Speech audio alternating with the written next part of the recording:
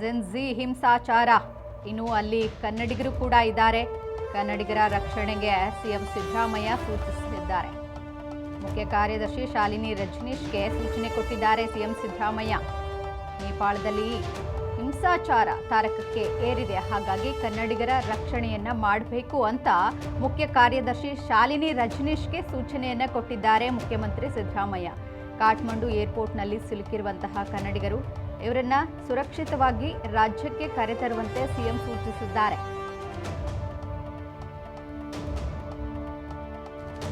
ನೇಪಾಳದಲ್ಲಿ ತಾರಕಕ್ಕೇರಿದೆ ಜೆನ್ಜಿ ಹಿಂಸಾಚಾರ. ಈಗ ಅಲ್ಲಿ ಕನ್ನಡಿಗರು ಕೂಡ ಸಿಕ್ಕಾಕೊಂಡಿದ್ದಾರೆ, ಹಾಗಾಗಿ ಅವ್ರನ್ನ ಸುರಕ್ಷಿತವಾಗಿ ಕರ್ನಾಟಕಕ್ಕೆ ಕರೆತರಬೇಕು ಅಂತ ಮುಖ್ಯ ಕಾರ್ಯದರ್ಶಿಗೆ ಕಾಠ್ಮಂಡು ಏರ್ಪೋರ್ಟ್ನಲ್ಲಿ ಸಿಲುಕಿರುವಂತಹ ಕನ್ನಡಿಗರು, ಇವ್ರನ್ನ ಸುರಕ್ಷಿತವಾಗಿ ರಾಜ್ಯಕ್ಕೆ ಕರೆತರುವಂತೆ ಸಿಎಂ ಸೂಚಿಸಿದ್ದಾರೆ.